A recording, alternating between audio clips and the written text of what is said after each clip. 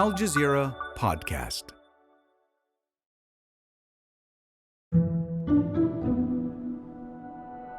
I think that years of geographical and political distance have not separated the West Bank from Gaza. The occupied West Bank is less than 100 kilometers away from Gaza, but it's almost impossible to travel between the two places, which means for Palestinians, they're physically cut off despite their shared realities. People are connected by blood and pain. Rania Zabaneh has been watching the war on Gaza unfold as she covers the West Bank for Al Jazeera. It's been an emotional roller coaster. The events are unfolding quickly. First, we were surprised, shocked, scared, and now I think angry. And while world media may be focused now on the Israeli bombardment of Gaza, violence this year in the West Bank has reached levels not seen in a generation. And now, it's escalating further. Israeli forces killing several Palestinians as thousands protest across the occupied West Bank in support of Gaza. As residents of the West Bank demonstrate in support of Gaza, the Israeli military has met them with lethal force, and settlers in the area have intensified their attacks against Palestinian villagers. So, where will this lead? I'm Malika Bilal, and this is The Take.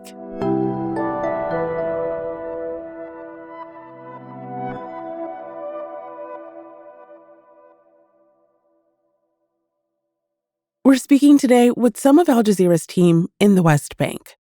Hi, my name's Imran Khan. I'm senior correspondent. I'm currently in Ramallah in the occupied West Bank. I'm Rania Zabaneh, and I'm Al Jazeera English producer in the occupied West Bank. As the war in Gaza has unfolded, they've been covering events here, which have included an Israeli military lockdown of the population. In Ramallah, there's a real sense of nervousness. There's a real sense of people actually being scared. Now, Ramallah is the de facto capital, if you were, of the occupied West Bank. It's the place where people from other territories and Palestinian territories come to go shopping, to hang out with friends. It's you know, a kind of a safe space within the occupied West Bank. But it's not that right now. It's empty, the streets are empty, the shops aren't as busy as normal, people are scared. And the reason for that is that the occupied West Bank is actually under a blockade right now. It's normally incredibly difficult for Palestinians to actually get around the occupied West Bank. There's only a certain amount of roads they can use. They can't go to certain places because of the Israeli illegal settlements and the Israeli military checkpoints. This is Kalandia, the main entry point in and out of Jerusalem from Ramallah. There's always heavy traffic, and people are fed up. Many Palestinians have told us these measures make them feel suffocated and trapped. So it's always been difficult for Palestinians to move around, but now it's pretty much impossible. Israel has blocked travel routes inside the occupied West Bank. Much of the occupied West Bank has been locked down by Israeli forces in the week since Hamas launched its military operation. You can't get from the occupied West Bank, if you're Palestinian, into Israeli territory, into Israel proper. Even if you have the right permits and you're allowed, the checkpoints are simply closed. The West Bank is under effective blockade. But more than that, the West Bank is under an internal blockade as well. Palestinian towns and villages have been cut off from each other. The Israelis aren't allowing people to move from, say, Bethlehem to Ramallah, a journey of only tens of kilometers, not even that. They won't let you move. Hundreds of checkpoints have been closed by the Israeli military. That means Palestinians can't visit family or friends and can't get to work. And it makes protests difficult. And if they do happen, the Israeli military is also responding to demonstrators in the West Bank with live fire. People are caged in. Movement is severely restricted, and the demonstrations that have been planned by Palestinians near Israeli checkpoints are being met with more brutality. Just in the past week, almost 60 Palestinians have been killed. And a blockade on the roads has been accompanied by an increase in military raids. Israel's increased its raids. Over 460 people have been arrested since the Operation Al-Aqsa Floods by Hamas began on October 7th.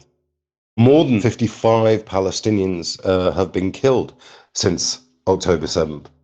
Palestinians are incredibly worried about settler revenge, settler vengeance against the Palestinians. There are 450,000 ideological settlers living in the occupied West Bank. Settlers who are often armed themselves, whether that's private security or carrying around guns. Israel's National Security Minister Ben-Gvir says he wants more guns on the streets. And in fact, he's already instructed the Firearms Licensing Department to increase those new permits from 2,000 to 10,000 a month. Gun culture for them is a part of their lives, as, say, gun culture is in parts of America, for example. Guns and self-defense is one of their ideologies. Even for journalists used to covering war, the last 10 days have been unprecedented. The West Bank has been under Israeli military occupation since 1967. But recent years have seen an emboldened Israeli settler movement increasingly attacking Palestinians, Imran says. They've actually been killing Palestinians, unarmed Palestinians. And people are very worried that if they decide to do that en masse, that there'll be a third front in the West Bank. So if the Israeli settlers decide that they want to go out and attack Palestinians en masse everywhere they can find them, the Israeli army will take the side of the settlers, as we've seen in the past, as we've seen the Israeli army do. It's what they do. They're occupying force. They're not there to help the Palestinians in any way. The past year has seen the worst Israeli settler violence against Palestinians in the West Bank in decades, as well as Israeli military violence. Last year was the bloodiest in 2 decades. This year so far is proving even worse. More than 250 Palestinians have been killed in the occupied West Bank by Israeli forces and settlers. And there are still 2 months to go for 2023. The stated goal of the settlers is often to drive Palestinian villagers from their land. And the settler movement has high-profile allies in the Israeli government, like Itamar Ben-Gvir, Minister of National Security. He's actually a senior settler leader, and his support base is the settlers. And if he starts telling his settlers to take revenge on Palestinian people, they will. And he said it in the past. He's openly far-right and racist. He's best known for calling for the killing of Palestinians and the rallying cry, "Death to Arabs." He's led far-right Zionist mobs in Sheikh Jarrah, where residents were harassed, attacked, and evicted. He said in the past, in very clear terms, the Palestinians should be erased from the occupied West Bank, Judea and Samaria, as he calls it. They should not be here. And from what Rania says, the outcome of statements like Ben-Gvir's has been clear for a long time. The daily violence here never really stopped. Occupation goes on even when people are not watching. The land grab, settler attacks, raids, assaults, checkpoints, arrests. The list is so long. All that becoming routine doesn't make it normal. Israeli settler attacks have been on the rise even before the outburst of violence erupted. More than 800 since January. That's 3 settler attacks every day. The UN says it's highest average daily attacks since they started documenting this some 10-15 years ago. The attacks are becoming more brazen and more frequent. Settlers feel empowered by the lack of accountability. First was the graffiti, the uprooting of trees, pelting cars with rocks and beating people with rods and what have you, then burning cars and homes. So why not shoot Palestinians? Nobody's being held accountable anyways. It's no secret that the end goal is clear. Leave or you'll get killed. Ultimately, though, I think the biggest worry is people in the occupied West Bank are watching the news, like us all. They're watching the news, but they're watching it not like you or I for the news. They're watching it because, firstly, a lot of people have got family connections in Gaza. A lot of people have friends in Gaza. But it's also Palestinian territory. They're also, the people of Gaza are Palestinians. So there's an affinity there. And so they're watching it and they're looking at all these pictures. And not only is that upsetting them, but they're also incredibly concerned that they could be next. After the break, the generational divide, how it's impacting politics in the West Bank, and the different tactics in their fight.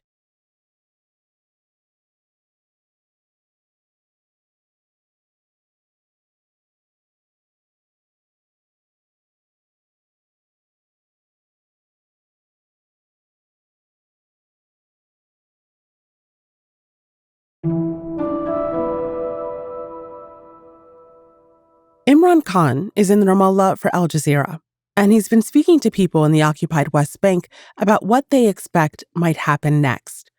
But he says it's hard for people to look too far ahead. I think no one's really looking past the next few days. Everybody is focused on the now rather than the future. And the now is supporting people in Gaza as much as they can. The now is about making sure that their voices are heard. And remember, the younger generation in particular, this is the TikTok generation. This is the social media generation. So they're using all those tools at their disposal to, ask for messages of solidarity, talk about Israeli human rights abuses, talk about Israeli brutality within the occupied West Bank. And I want to tell you in front of everyone, don't you dare think, Netanyahu, that you've made Gaza weaker. Gaza, every time you hit them, they get stronger. And hit us, we'll stay resilient. And that's in connection with Palestinians in the diaspora, like Subhi, a social media influencer with more than 1 million followers online. We can win this. We can affect change at a grand scale on social media. I've worked through the branding development and strategy and am officially presenting the I Stand With Palestine campaign. This is how we are going to collectively be able to push the Palestinian cause on social media. This is their way of fighting back, and this is getting the Palestinian message across. Nothing happens in a vacuum, they tell me. After 75 years of occupation, nothing happens in a vacuum, and that needs to be, highlighted that, this didn't come from nowhere. Hamas suddenly didn't break out of Gaza and do what they did. There is a history to this. Part of that history is a political divorce between Hamas, which runs Gaza, and the Palestinian Authority, which administers the West Bank. The PA is dominated by Fatah, the party of Palestinian President Mahmoud Abbas. And the PA itself has been in disarray as Abbas ages and foreign backers have cut off aid.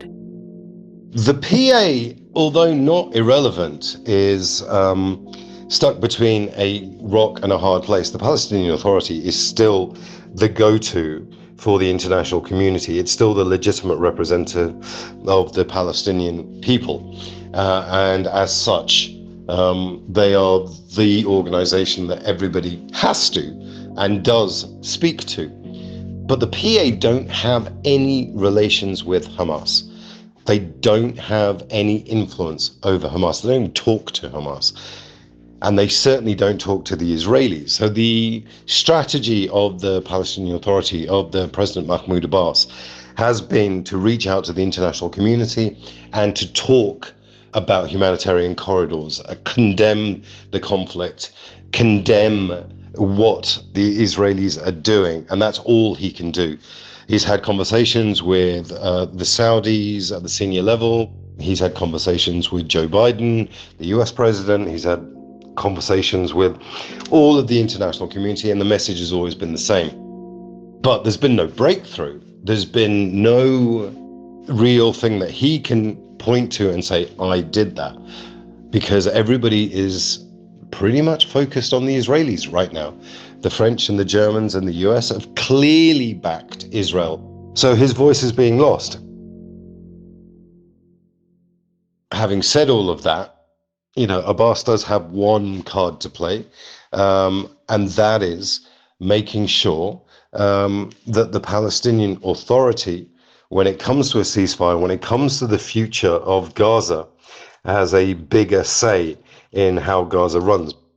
So his bigger role will come post all of this, because it's unlikely that Hamas will survive this Israeli attack on the Gaza Strip as a ruling power. But that's such a long way away that it's, you're looking into a crystal ball if you're trying to predict exactly what's going to happen. Rania agrees, but she's willing to make at least one prediction.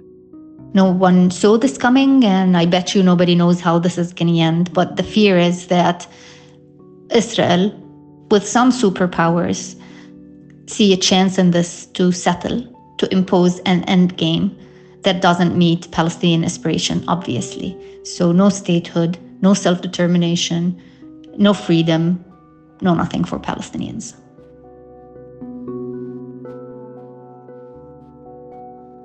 And that's The Take. While we're continuing our coverage on the occupied West Bank, Gaza, and Israel, here's another story that's on our radar this week. In Poland, the former Prime Minister Donald Tusk is on track to beat the current right-wing government following Sunday's election. Tusk's party, the Civic Coalition, has campaigned on undoing the ruling party's reforms and holding its leaders accountable. Officials say turnout was at its highest since 1989. This episode was produced by David Enders and Miranda Lin, with Khalid Sultan, Sari Al-Khalili, Sonia Bhagat, Amy Walters, Ashish Malhotra, Berenice Campana, Zaina Badr, Chloe K. Lee, and me, Malika Bilal. Alex Roldan is our sound designer. Alexandra Locke is The Take's executive producer, and Nate Alvarez is Al Jazeera's head of audio. We'll be back.